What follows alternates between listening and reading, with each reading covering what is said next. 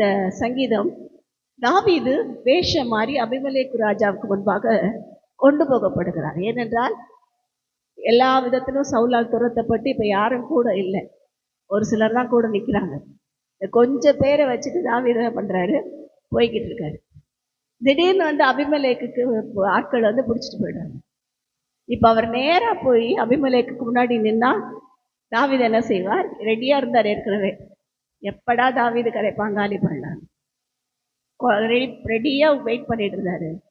கொண்டு போகிறாங்க. இவர் என்ன பண்ணாரா, தன்னை பைத்தியக்காரன் போல வேஷம் மாற்றி அவர் முன்பாக போய் நிற்கிறார். உடனே அந்த ராஜா என்ன சொல்கிறாருன்னா, ஒரு பைத்தியக்காரனை கூப்பிட்டு வந்து அவனை ஜெயிச்சுதான் காமிக்கிறதுக்காக கூப்பிட்டு வந்தீங்க, அவனை கொண்டு போய் விடுங்க என்று சொல்லி விடுதலை ஆக்கிட்டதாக நாம் பகுதிகள் அந்த சரித்திரத்தில் வாசிச்சா தெரியும். அப்படிப்பட்ட ஒரு சூழ்நிலையில தான் தாவீது இந்த சங்கீதத்தை எழுதுகிறார். எக்காலத்திலும் நாம நினைக்கிறோம் சும்மா எழுதுறாரு, காலத்துல ஸ்தோத்தரிப்பார். எந்த காலத்துல ஸ்தோத்தரிச்சாரு? எதிரிக்கு முன்பாக நிற்கிற நேரத்துல ஸ்தோத்தரித்தார். முன்னாடி போய் நிற்கிறாரு, நிற்கும் போது ஸ்தோத்திரம் பண்றாரு, தேவனை துதித்தார். இன்னைக்கு நம்ம எதிரிக்கு முன்னாடி நிற்கும் போது தான் நிறைய தரம் பயந்து நடக்கிறோம். ஐயோ என்னாகுமோ என்னாகுமோ என்னாகுமோ, நிறைய நேரம் சோர்ந்து போகும். நம்மெல்லாம் மனிதர்கள் தானே, யாரும் இரும்பு அல்ல, வெண்கலம் அல்ல, எல்லாம் மண்ணினால் உருவாக்கப்பட்டது. ஒரு போராட்டம் வந்து அடுத்த நிமிஷம் நாம சோர்ந்து போகிறது உண்மைதான், விக்கித்து நிற்கிறது உண்மைதான். கத்துட்டு பரிசுத்த நாமத்துக்கு ஸ்தோத்திரம். இந்த வீட்டுக்கு வந்தனையில இருந்து எனக்கு எழுந்து நடக்க முடியல, காலில் ப்ராப்ளம், வேலை செய்ய முடியல, எது வேலை சமையல் பண்றது கூட செய்ய முடியல. எனக்கு கொஞ்சம் வெளியே அங்கெல்லாம் நிறைய ஸ்ட்ரெயின் பண்ணிட்டதுனால என்ன ஆகுமோ தெரியல, எனக்கு டென்ஷன் ஆயிடுச்சு. ஏன்னா ஊழியத்துக்கு போக முடியும், அங்கங்க கூப்பிட்றாங்க போக முடியல, எல்லாம் பேரை போட்டுட்டு வெயிட் பண்றாங்க, போறதுக்கு முடியல. எல்லாம் அங்கே அன்பு வைத்த பாஸ்டர்ஸ் தான், அருமையான பாஸ்டர் வந்திருக்காங்க, அவங்க பாப்பா பிரதிஷ்டைக்கு கூப்பிட்டுருந்தாங்க, போக முடியல. என் மாடி ஏறணும்னா என்னால் முடியல. கத்துட்ட பரிசுத்த நாமத்துக்கு ஸ்தோத்திரம். அது மாத்திரமல்ல, இன்னொரு இடத்துக்கு கூப்பிட்டுருந்தாங்க பாஸ்டர் சாம்சன், அவங்களோட ஒரு ஃபங்க்ஷனுக்கு, அதுலேயும் போக முடியல. இன்னும் நிறைய இன்னைக்கு இருக்கு, அவரோடது இன்னைக்கு தான் மாற்றிருக்காங்க. அது இல்லாமல் இன்னொரு சிஸ்டர் கூப்பிட்டாங்க விபிஎஸ் ப்ரோக்ராம், எதுக்குமே எங்களால் போக முடியல. இப்போ என்னோட வருத்தம் என்னன்னா, எனக்கு கால் வலியை விட ஊழியம் தடைப்படுகிறது. ஆண்டு ஊழியத்தை செய்ய தானே எங்களை வச்சிருக்கீங்க, இப்போ செய்யறதுக்கு எனக்கு விடுதலை தாங்க என்று சொல்லி அந்த நேரத்தை கொஞ்சம் சோர்ந்து தான் போனேன். நான் ரொம்ப நேரம் இரவெல்லாம் ஜெபம் பண்ணுவோம், காலையில் அதிகாலையில் எழுந்து 2 பேரும் உட்காந்து ஜெபம் பண்ணிட்டு இருப்போம். சில நேரம் எனக்கு வலி தாங்க முடியாமல் கஷ்டப்படுறத பார்த்து அவங்க டயர்ட் ஆகிடுவாங்க, அவங்க தான் அதிகமாக என்னை கவனிக்கிறது. கத்துட்டு பரிசுத்த நாமத்துக்கு ஸ்தோத்திரம். என்னோட எல்லா வேலையும் அவங்க மேலே விழுகிறதுனால அவங்க அதிக டயர்ட் ஆகிடுவாங்க, சமையல் பண்ணுறதுலேருந்து எல்லாம். கத்துட்டு பரிசுத்த நாமத்துக்கு ஸ்தோத்திரம். இந்த சூழ்நிலையில தான் கர்த்தர் எங்களை பலப்படுத்துங்க.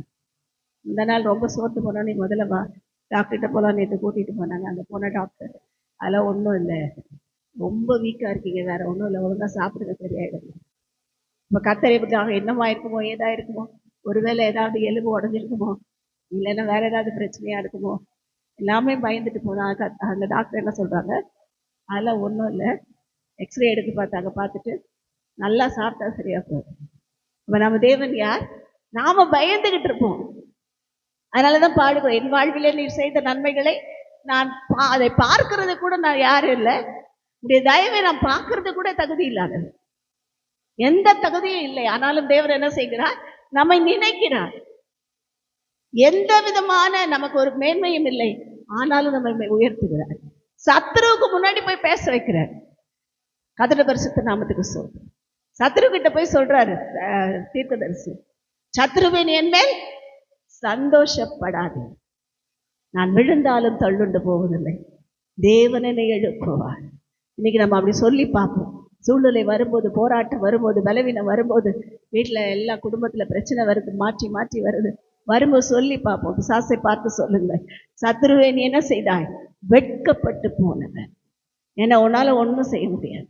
சொல்லி சொல்லி துதிங்க, சொல்லி சொல்லி மகிமைப்படுத்துங்க.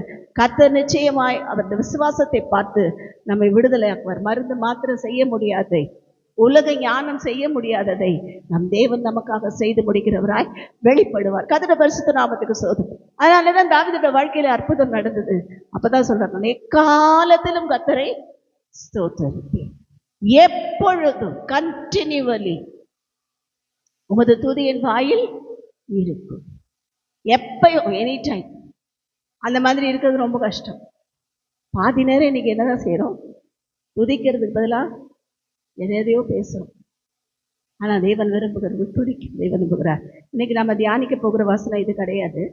10ஆம் வசனத்தை நம்ம வாசிக்கலாம். 9, 10 வசனங்களை வாசிக்கலாம்.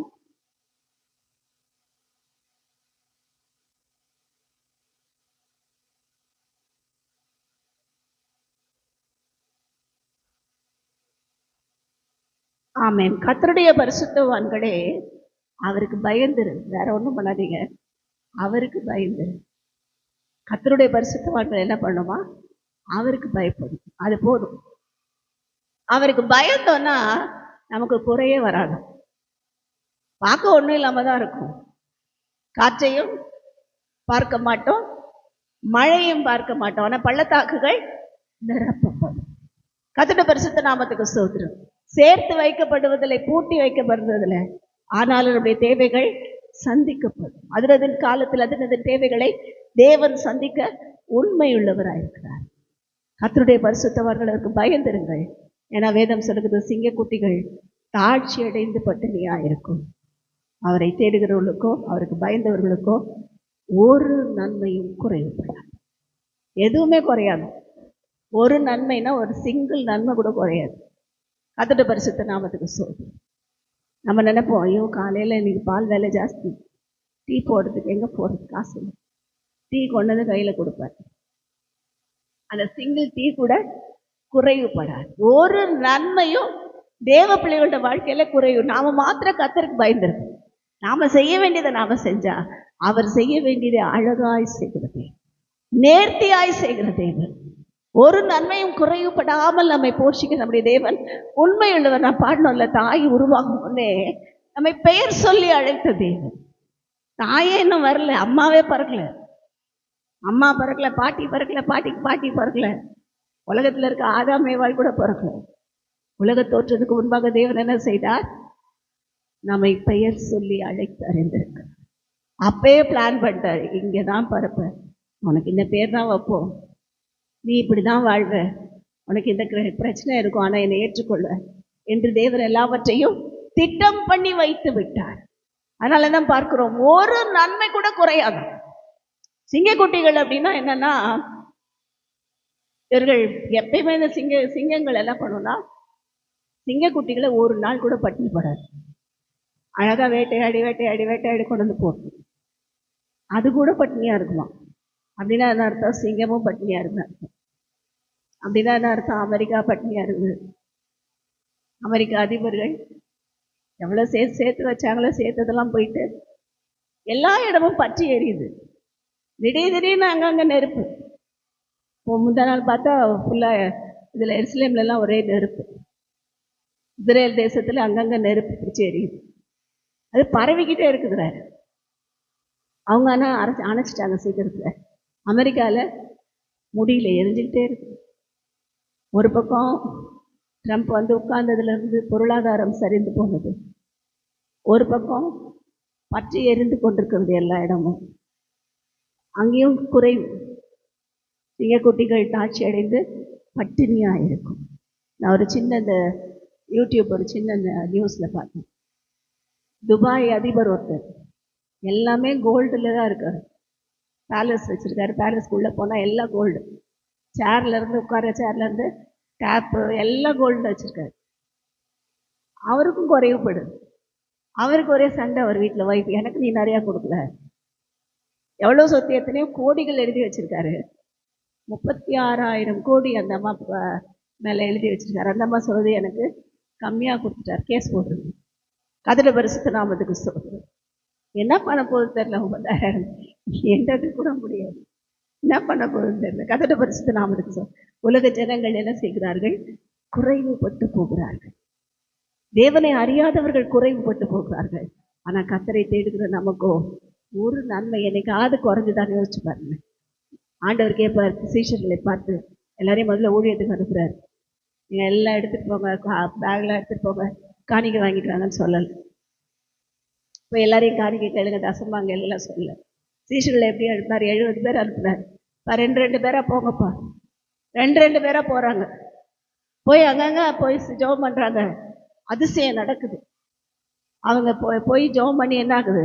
மரித்தோர் எழுந்து கொண்டார்கள், வியாதிகள் சுகமானது, குஷ்டரோகம் சொஸ்தமானது, பெரிய பெரிய காரியம் நடக்காத முடவர்கள் நடந்தார்கள், ஊமையர் பேசினார்கள். எல்லாம் பார்க்குறாங்க. இயேசுதான் அற்புதம் செய்வார் பார்த்தா 70 பேரும் அற்புதம் செய்கிறாங்களே. உடனே ஆண்டவர் வந்து எல்லாம் பேக் போட்டு ஒரு பெரிய கன்வென்ஷன் நடத்தி கலெக்ட் பண்ணுங்கன்னு சொல்லலை. எவ்வளோ நல்ல தேவன்ல. ஒன்றும் சொல்லலை. போனீங்கன்னா அந்த இடத்துல கொடுக்கறத சாப்பிடுங்க, அவங்கள ஆசீர்வதிங்க. அந்த ஆசீர்வாதத்துக்கு அவங்க பாத்திரவானா இருந்தால் அந்த சமாதானம் அங்கே இருக்கும். இல்லைன்னா அது உங்கள் பின்னாடியே வந்துடும். அவ்வளோதான் சொன்னார். போயிட்டு வராங்க, ஆண்டவர்கிட்ட வராங்க. சீஷர்களை பார்த்து இயேசு கிறிஸ்து கேட்குறார், உங்களுக்கு ஏதாகிலும் குறைவுபட்டதா? சொல்கிறாங்க, ஆண்டவரே ஒன்றுமே எங்களுக்கு குறையலப்பா. நமக்கு என்ன குறையல? ஒன்றுமே குறையல. ஏதாவது குறைஞ்சதா? இல்லை, எல்லாம் நல்லா இருக்கு. நான் ரட்சிக்கப்பட்டதுலேருந்து இன்னைக்கு வரைக்கும் யோசிச்சு பார்த்தா ஏதாவது குறைஞ்சுதான்னு என்ன கேட்டால், தேவனை ஏற்றுக்கொண்ட பிற்பாடு ஒரு நன்மை கூட குறையல, ஒரு நாள் கூட குறையல. நாங்கள் வீட்டில் தண்ணி வந்த வீட்டில் இருந்தப்போ எங்களுக்கு எந்த நன்மையும் குறையல. தண்ணிக்குள்ளே இருக்கும்போதுலாம் இந்த காலில் பிரச்சனை இருந்தால் என்ன ஆகும்? அப்போ நாங்கள் நல்ல வீட்டில் தண்ணிக்குள்ளேயே சமைச்சு சாப்பிடுவோம். சிக்கன் மட்டன் எல்லாம் சமைச்சு சாப்பிடுவோம். கத்திட்டு பரிசுத்த நாமத்துக்கு சொல்லுவோம். அப்போ ஏதாவது நன்மை குறைஞ்சதா? இல்லை. அப்போ தான் ஹோட்டல் போகணும். ஒரு தடவை வெஸ்டர்ன் பார்க் போயிட்டு வந்தோம். இப்போ எப்படி தேவன் குறைவில்லாமல் நடத்துகிற தேவன், எதுவும் குறையாது. அவர் ஏற்றுக்கொண்டவர்கள் வாழ்க்கையில் குறைவு போல தோன்றும். நாம் மாத்திரம் அவருக்கு பயந்தோன்னா குறைவெல்லாம் நிறைவாக்கப்படும். எங்கெங்கே குறை இருக்கோ அதெல்லாம் சரி பண்ணுவார். குறைவுன்னா நாம் நினைக்கிறோம் வெறும் பணம் ஐஸ்வர்யம் அது மாத்திரம் நினைக்கிறோம். இல்லை, அது மாத்திரம் இல்லை. குறை அப்படின்னு சொன்னால் எதெல்லாம் குறை தெரியுமா? நம்முடைய ஆவிக்குரிய வாழ்க்கையில் நல்ல சுகம் இல்லைன்னா கூட அது குறைதான். பலவீனம் இருந்தால் கூட குறைதான். அதை கூட நிறுத்துறாரு ஆண்டவர். நம்ம ஜெபிக்கும் போது கேட்டு என்ன செய்கிறாரு? அந்த குறை நம்ம மேற்கொள்ளாதபடி பாதுகாக்கிறார். இந்த நாளில் நம்ம ஒப்பு கொடுப்போம். ஆண்டவரே, எங்களோடு கூட நீர் பேசியிருக்கீங்கப்பா. எங்களுக்கு குறை இல்லாத வாழ்க்கையை கொடுக்க போகிறீங்க. இந்த மாதம் பூரா எங்களோடு இருந்து எங்களை கரம் பிடிச்சு ஒரு குறை இல்லாமல் நடத்த போகிறீங்களா? கை கொடுத்து சொல்லலாமா? கர்த்தர் இந்த மாதம் உங்களை குறைவுபட விட மாட்டார். உங்களை இந்த மாதம் குறைவுபட விட மாட்டார். நிறைவாக்குவார். கர்த்தர் பெரிய காரியங்களை செய்வார். நம்முடைய வாழ்க்கையிலே அற்புதங்கள் நடக்கும். நம்முடைய எல்லா ஊழியங்களிலே கர்த்தர் அற்புதங்களை செய்வார். விசேஷமாக இந்த விபிஎஸ் ஊழியத்தில் கூட கர்த்தர் அற்புதம் செய்ய வேண்டும். அதுக்காகவும் நம்ம ஜெபிக்க வேண்டியவர்களாக இருக்கிறோம். கர்த்தர் பெரிய காரியம்னா அந்த பேம்ப்ளெட்ஸ் கொடுக்கும்போது பிள்ளைகளோடு கர்த்தர் பேசும். கூட்டம் வரணும்னு இல்லை, வருகிற பிள்ளைகள் தேவனை ஏற்றுக்கொள்ள வேண்டும். தேவராஜ்யம் கட்டப்பட வேண்டும். அப்படியாக அந்த எல்லா காரியத்தையும் தேவகாரத்தில் ஒப்பு கொடுப்போம். கர்த்தர் பெரிய காரியங்களை செய்வார். அவருக்கு எல்லா மகிமையும் எல்லா துதியும் எல்லா கனங்களும் ஏற்படும். ஆமென்.